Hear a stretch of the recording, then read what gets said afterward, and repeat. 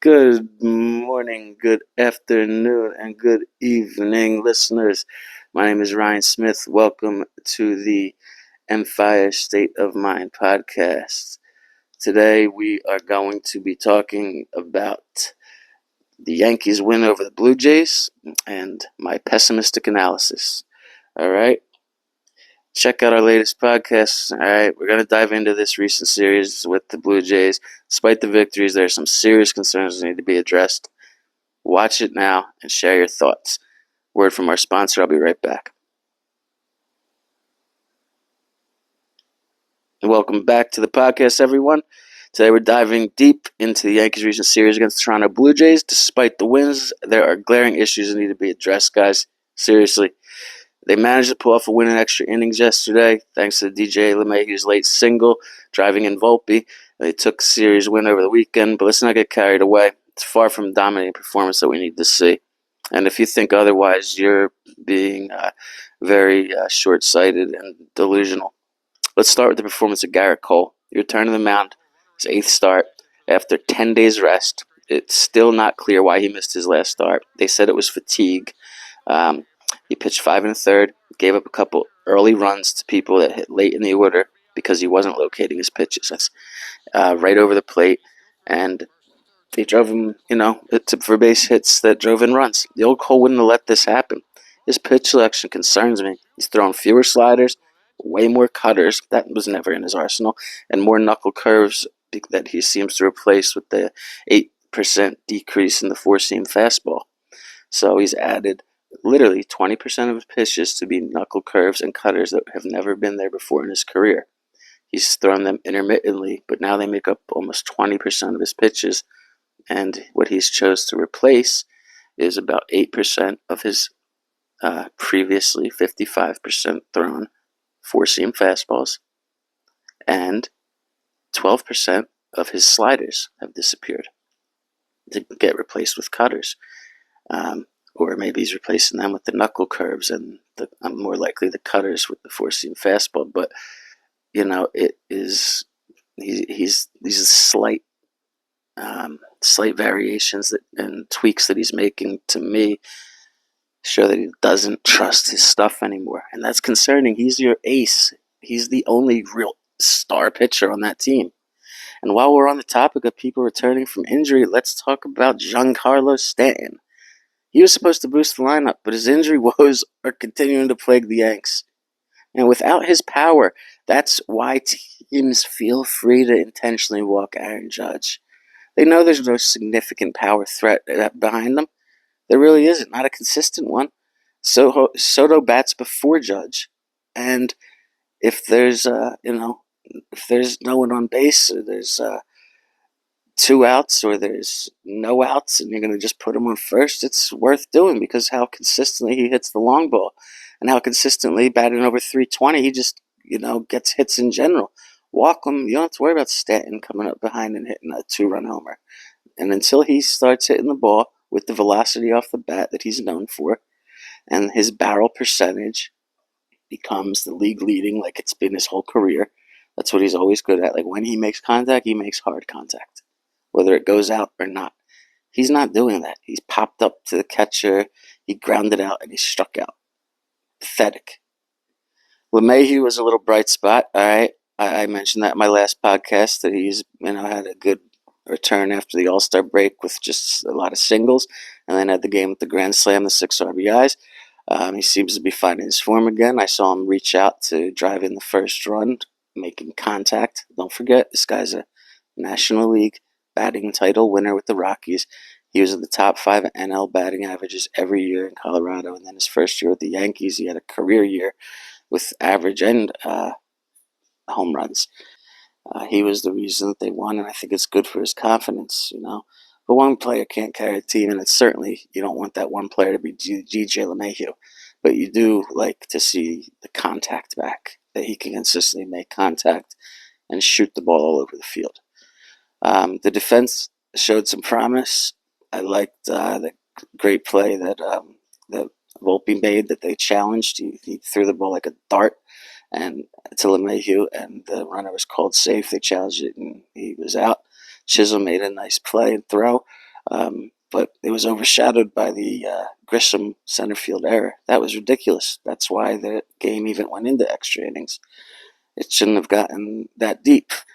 And that led to some bullpen decisions needing to be made. And I can't remember if the managers were and the hitting coach were thrown out by then, but the decision to bring in Clay Holmes for a 5-out save in that high-pressure, bases-loaded, 1-out situation is questionable at best. That's me being nice, all right? Holmes has blown 8 saves coming in. I don't know if you count that as a blown save last night since he threw the ball that Alexander Kirk crushed, and if it wasn't for the wind, Judge's great catch, pivot, and throw, it would have been a lot worse than a sac fly that let in one run, got the second out, and allowed Holmes to strike out the next batter. I mean, that could have been a grand slam. Game over. Instead of 3-3, you're looking at the game being 6-3, and the Yankees aren't coming back from that. They left more runners on base yesterday than I've seen in a long time.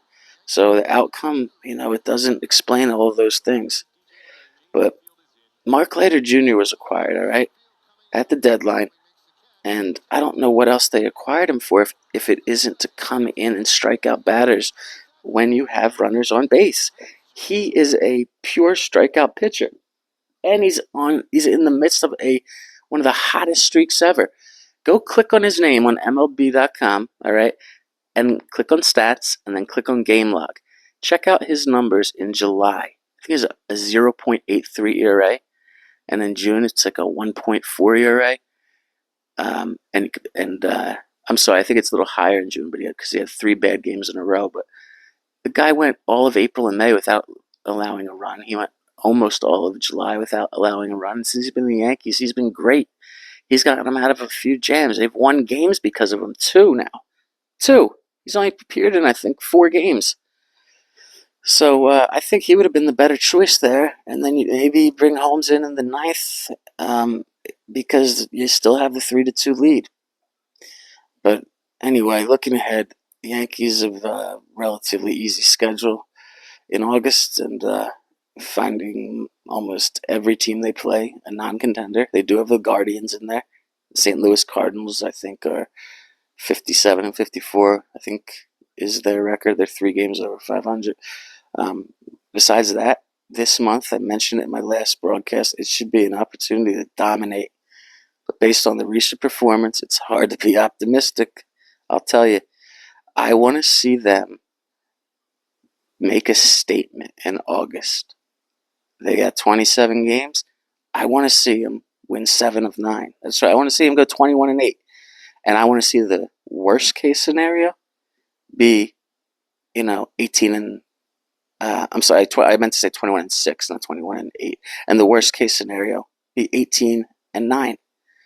I want to see them win 6 of 9 as the worst case, 2/3. Because they need to.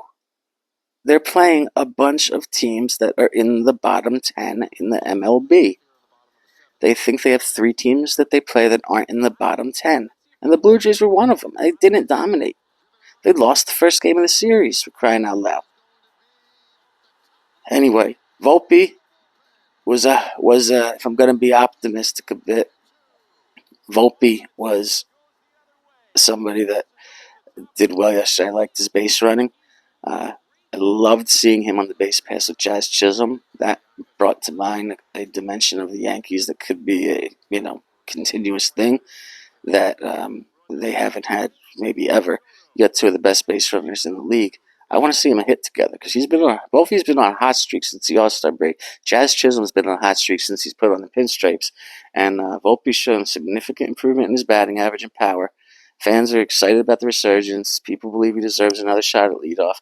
I don't really care who bats leadoff. I saw Torres in the spot yesterday. I'm not against that.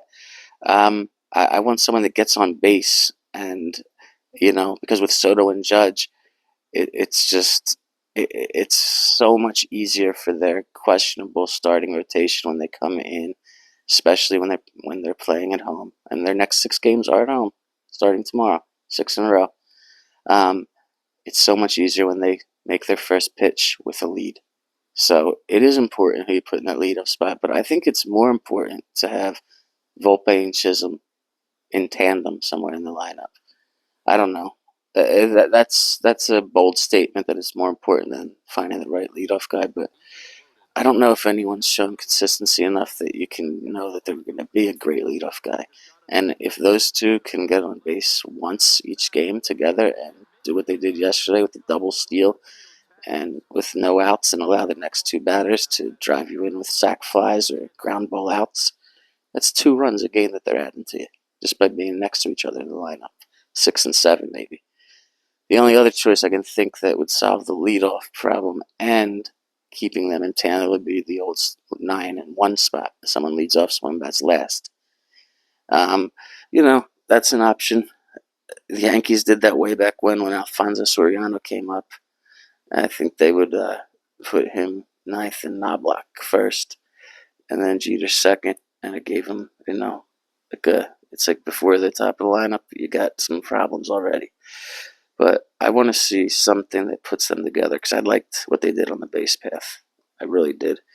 Um, so, um, Speaking of Gleyber Torres and leadoff, Torres has faced criticism for the lack of hustle, led to his benching by Boone. We all know that, but he came back and he's shown moments of, very, very promising at bats. Consistency is an issue. It is an issue, but he is just like LeMahieu is. I think he's finding his rhythm a bit, and I hope it continues because those players, the Volpes, the um, the Torreses, the LeMahieu's, the Stantons, the guys that aren't Soto and Judge, basically, those guys batting over 250 with the 335 or above on base percentage, and hitting for power here and again. That's important. That's what makes this team go from being very good to being amazing. And Torres is a big part of that because he has the potential. We've seen it. I want to see him show it now. Verdugo got a rest yesterday. He's had a mixed season. I mean, he's been batting 200 since the start of July. So some fans praise his defensive efforts, okay, but I am not really concerned about that part of this. I want to see him at the plate bring what he used to bring back in May when they were on the tear. Because this recent slump has raised questions to me about his role in general in the lineup. All right? Because Jason Dominguez is expected to return to the lineup soon, within a month. He's currently rehabilitating, and he could be back in action as early as late August and as late as early September. And it's not out of the realm of possibilities that if he comes back and they plug him in and give some guys a rest and he's hot, they bench Verdugo. At the very least, they're going to maybe platoon him, Verdugo, and Stanton using that DH spot. Joe Girardi used to be great about using the DH spot to get a 10th bat in the lineup there. So it's like you have 10 hitters instead of 9. And whether it's 2 out of 3 games that Dominguez will play, or it's 3 out of 4 because maybe you throw Jazz Chisholm in there with somehow moving him into the outfield on certain games and putting Dominguez at DH if you have to and benching Stanton. Whatever it is, if it's 2 out of 3, 3 out of 4, like I said, Girardi was great at doing it. He platooned players in a fantastic way when he had Gardner in the outfield getting older and A-Rod and not being able to play the field. He figured out ways. And speaking of Girardi, I liked him in the booth yesterday. I like listening to him call a game. He's a baseball guy. I like him. I really hope that they have some plan that if he does well, that he'll be back more and maybe even be one of the guys that they give a shot at the radio. Who knows? I really liked hearing him in the game. It was particularly entertaining, him talking with Eli Manning and Michael Kay. But anyway, the last thing I'm going to say is that their starting pitching, Marcus Stroman in this series showed again. I predicted it on my Friday podcast that Yankees 76% chance of winning Friday. They're going to lose. Stroman's pitching. It's Yankee Stadium, and it's a night game. And what happened? They lost. He's delivered a lot of quality starts, and he solidified his role in the rotation. But Stroman is not the pitcher you want. Throwing two lefties in Yankee Stadium with almost no foul territory and a short right field porch. He is going to be a very bad choice there, and his stats will show it. On the road, he's been phenomenal, but at home, oh my God. It's that, he's the reason that you see them load up their starting rotation with lefty talent, or try to, with Rodon and Cortez, because he just simply, if you're not an ace, you're not going to be a good, and you're susceptible to long ball. Yankee Stadium is not the park that you want to pitch in. But there's concerns about the overall depth and consistency of their starting pitching in general, and everyone was thinking that the slump was because of the bats. It wasn't. It was the pitching. And when the pitchers came back and everybody had come off of 3 or 4 bad starts in a row, Heel included, when everybody came back and gave you 2 out of 3 starts that were good, the Yankees won. If you can keep the opponent under 4 runs and you can score over 5, the Yankees win 80% of the time.